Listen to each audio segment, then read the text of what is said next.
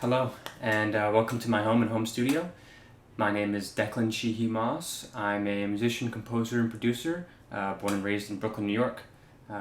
As you may be able to tell, I do quite a number of different things, so thank you to Composers Now for giving me this opportunity to take some time to talk about them and how I started doing them.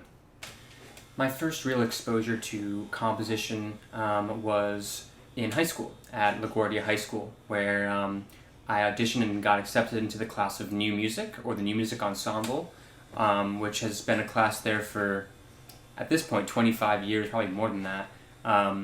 And the sole purpose of the class is just to write music with your peers. And so you had the entire, every day, every class time to say, I'm going to go into the stairwell with my guitar to write a song, or I'm going to go get my friend who's a vocalist and my friend who's a bass player and work out parts for my song, or I'm going to go work on someone else's song who wanted me to work on a song.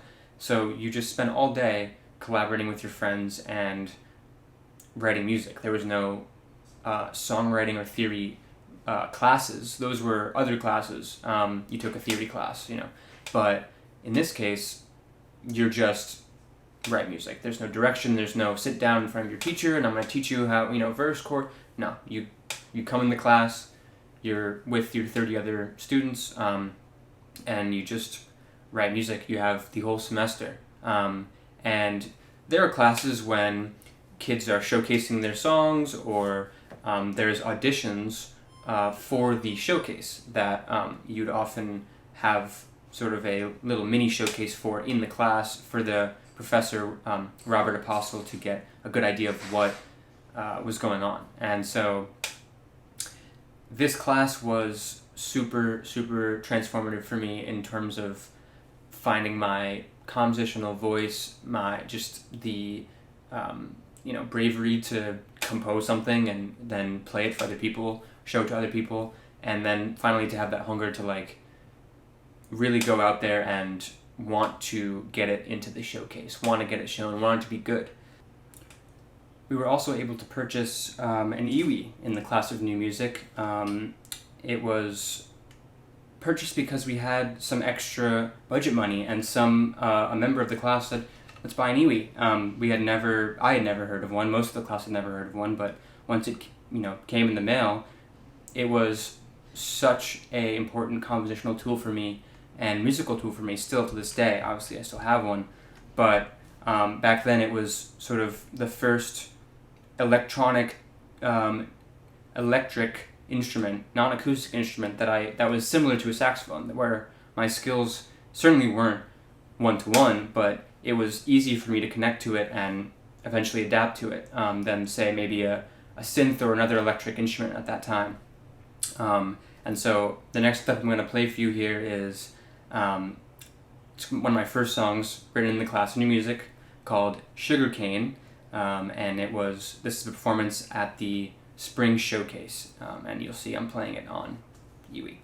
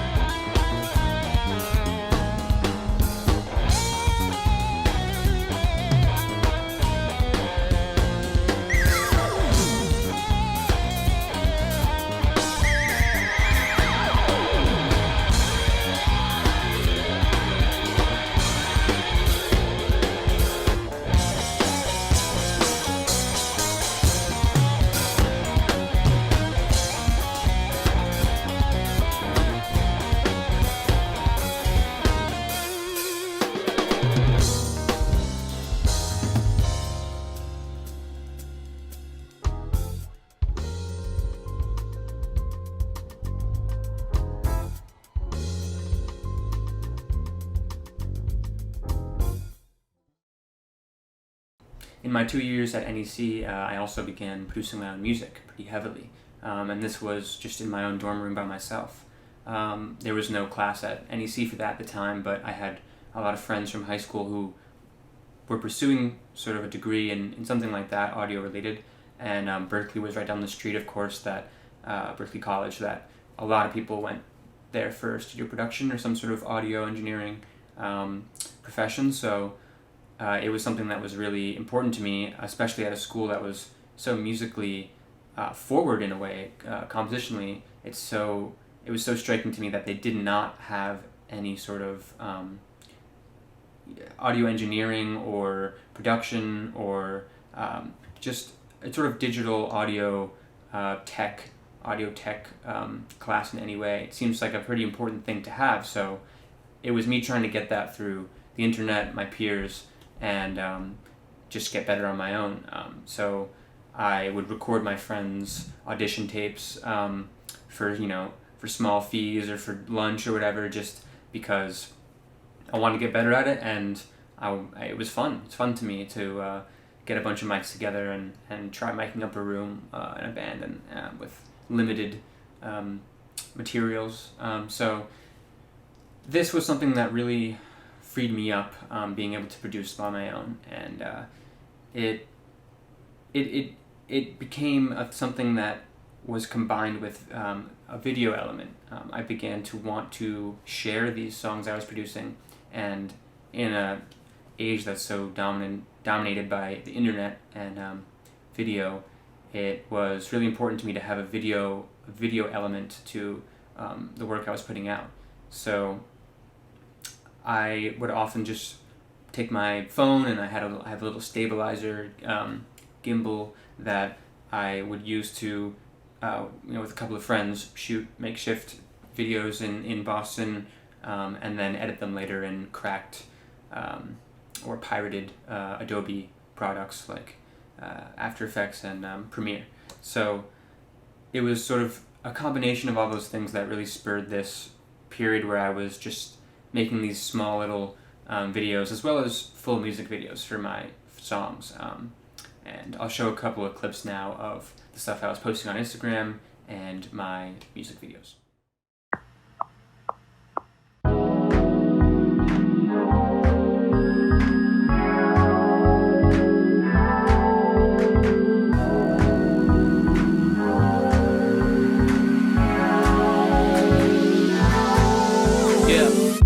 For my soul, pack it like it's cold. Me shove it down to my feet, my soul. Kiki the feeling you get with go. Best be nice so the gift be cold. Fold it down like origami. Bitch, I hold it down like a drum beat. Hardy, hard, boof up, be tardy. Here's a little something for my soul, like, yeah. Don't move too slowly. Man, stars go fast, so I'm Bowie. On time, we board in ANA 767 Boeing. Go snap with an arrow shoot. Fly out the roof with a jet light blue. Fresh blue sky, what I see, my view get clouded up with the way you move, mother.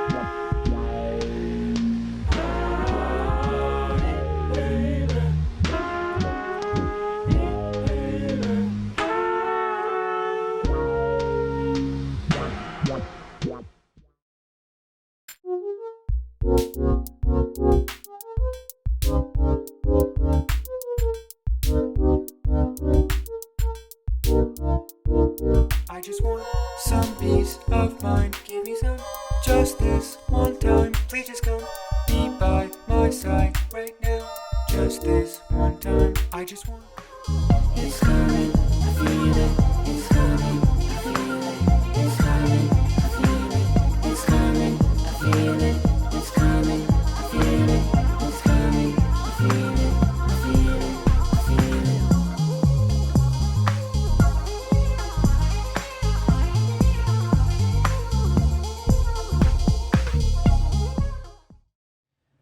I'm still writing and releasing my own music and music videos. I released an EP called Drive Safe earlier this year and made my own music video to accompany one of the singles off of it. And I am working on new music continuously and hope to release that later this year and early next year if possible, along with, of course, visuals to accompany it. No karma, and they could help you.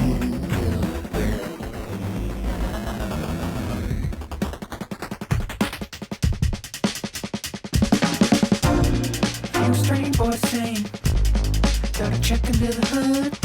It's been innocent silent, feeling this good. Ginger ale pancakes, clouds in the sky. Feeling this good and I ain't even high.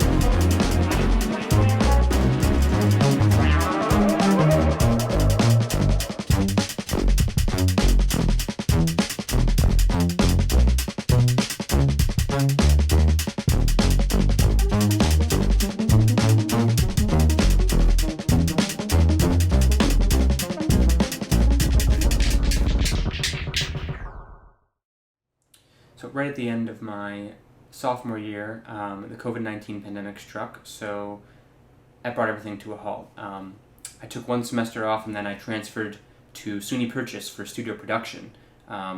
Sort of decided that I wasn't really getting my fill of audio production and engineering in general in Boston, but in NEC, so I really wanted to use that time to take some time and delve into that. This not only, made my actual production better, but of course my composition, because now I was more able to express those ideas fluidly and creatively in the moment on my computer, and something that, is hard to do if you don't really know what you're doing, and you develop your own way of doing it. So to get the real correct, in a way, standard version and a lot of good information that you just wouldn't have gotten from, learning through YouTube or other means like that. So after a couple months at Purchase, things, started opening back up again. I think this was in the fall of, or the spring of 2021. Things were starting to come back a little bit. So, including the Jazz Gallery, and which is a great, well-known club in the Midtown Manhattan area, or lower Midtown Manhattan area. And at the time, I was hired just as an hourly per diem worker doing some sound and working the bar, the box office. But it was my first real deep connection to the music scene in New York that left me coming home at 1 a.m., 2 a.m., just so compositionally ready to write or make something, so inspired to see some of the best musicians in New York, or even some of the best up-and-coming young musicians who I had no idea about, who just blew my mind. And of course now I'm super invested in, and some of them are my peers and I love playing with them. So it's such a great place for that, and it really just made that aspect even more deep in my connection to the music, even deeper. 6 months or so after I was hired at the Jazz Gallery, I got to play at the Jazz Gallery, which was very scary in its own right and a challenge, because it was then adapting the music I had composed and produced on the computer to a live band setting where you're not going to have plugins and volume automation, and it can't be perfectly produced. It's it's playing live, and I had never since high school I hadn't had a band where I was compositionally taking parts I'd written for one person and making it a band. So that was really hard, but all in all, I was really proud of the performance, and it was with four of my closest friends from high school as well. So from now, I'll show you some clips from that night.